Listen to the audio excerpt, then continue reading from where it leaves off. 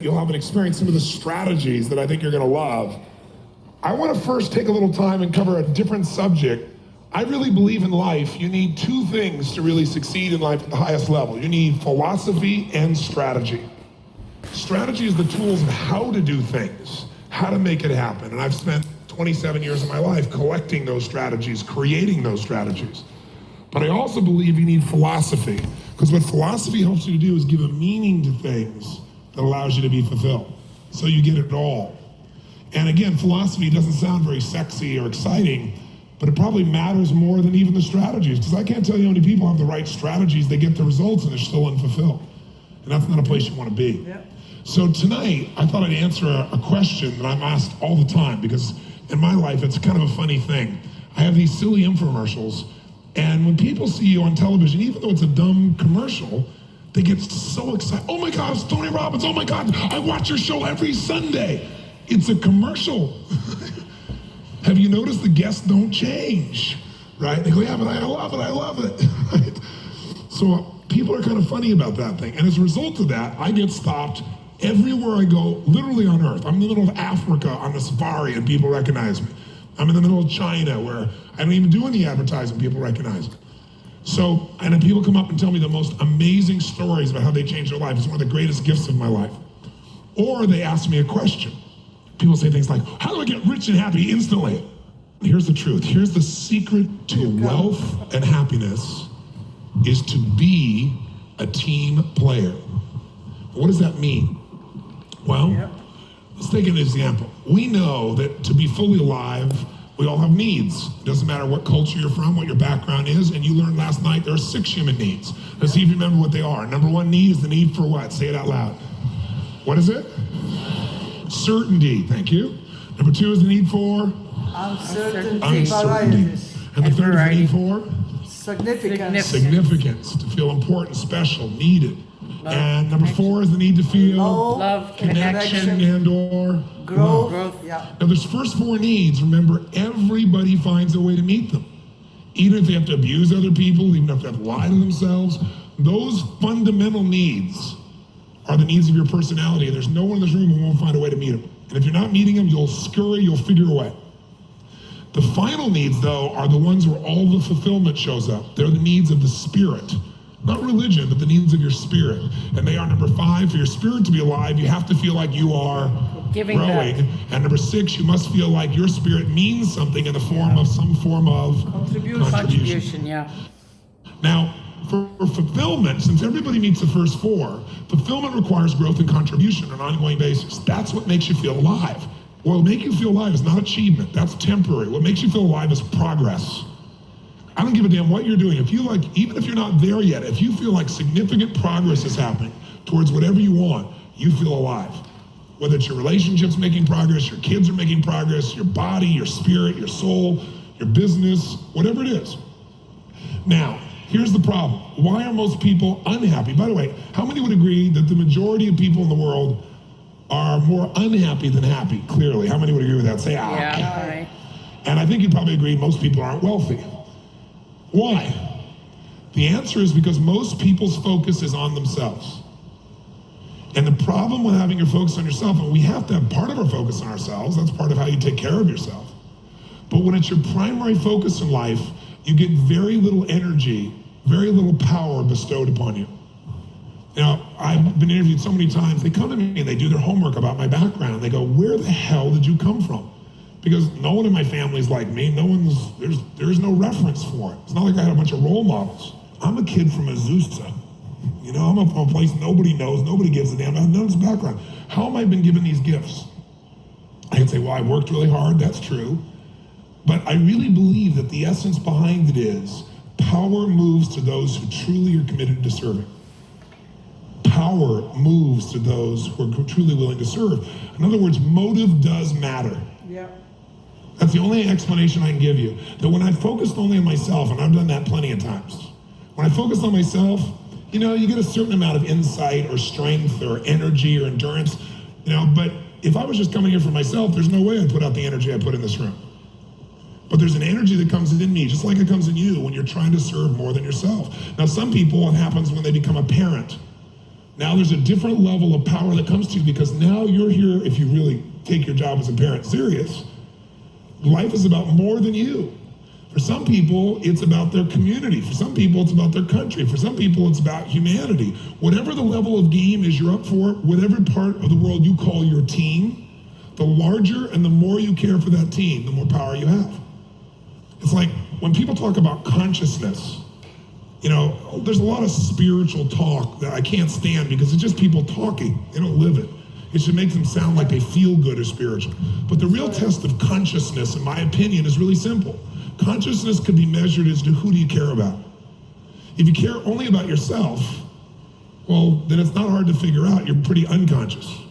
Because life is more than just about me, it's about we, as I always say, right? So you're not gonna have much energy, you're not gonna have much power, not much is gonna move to you. But and that's, by the way, being totally egocentric. And everybody, babies are born egocentric. We're all born unconscious. We're all born just trying to meet our own needs. But hopefully we grow up and realize, I gotta take care of my own needs, but I gotta learn how to take care of other people's needs or life is dead. Yeah. So then you become ethnocentric. You care about your group. And if you care about more people, you're more conscious. When I say care, I mean care not intellectually, in your gut. You get to be beyond ethnocentric, not just your family, not just other people from your part of the world, not other just white people, but people that aren't your color, that aren't your gender, that aren't your background. Initially you care about other people because if you don't, you get pain. But when you're world-centric, now you care about people who can't give you pain. You just care because you feel a connection, a brother or sisterhood. You feel like they're part of your family, your team. And that gives you a different level of power. And if you're spirit-centric, which some people are, I can't say that I am, you know, where they feel like the rock and the tree and, you know, the dog and the animal, I'm not there. I have moments, I'm sure you do too, but I couldn't say that I live there. Everybody's got a center of gravity, and we all move up and down. I could be a selfish bastard, and I can also be a person that can give everything. But my center of gravity has been higher, and some more has come to me. So I have enormous happiness and wealth, and the reason is I'm constantly being driven to grow, and here's why. And this is one of the beautiful things about human beings. You can meet your basic needs without helping anybody else.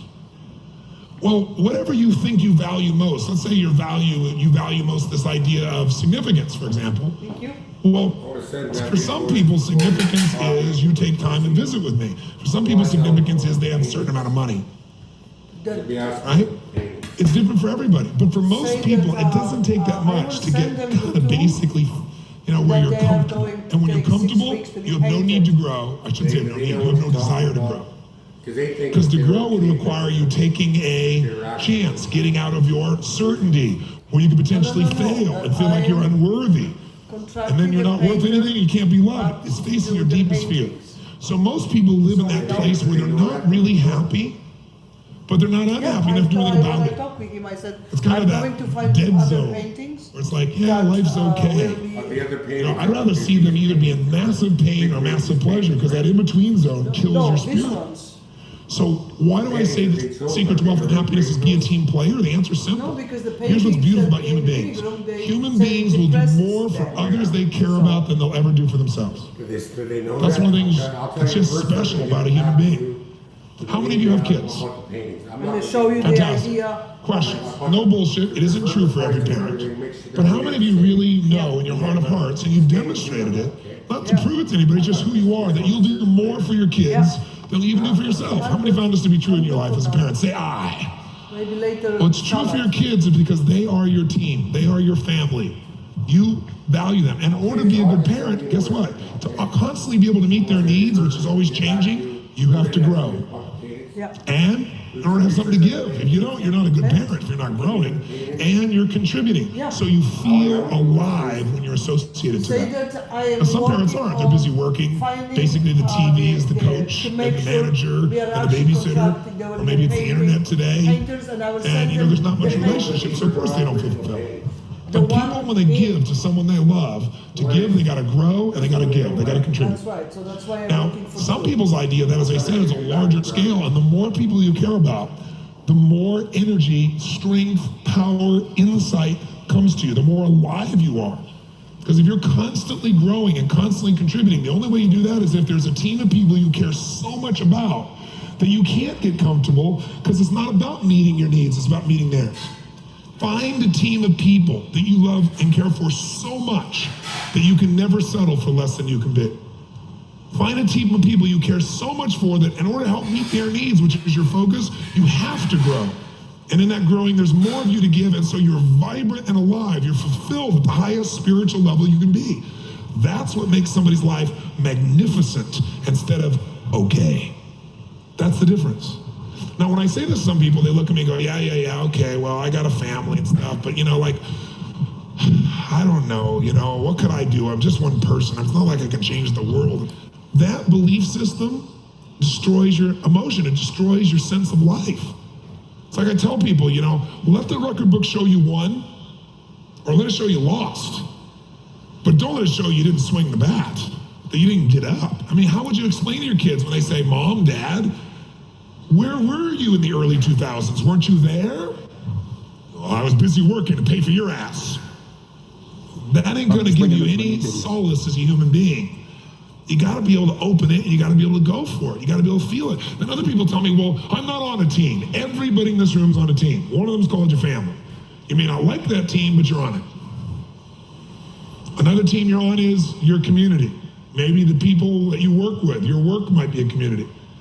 Another one you have is, many of you in this room here, it's from whatever country you're with. That's another community. That's another team. There's a team everybody in this room is on, regardless of your country or background. It's called humanity.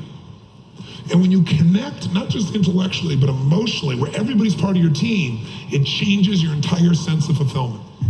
Put your books down.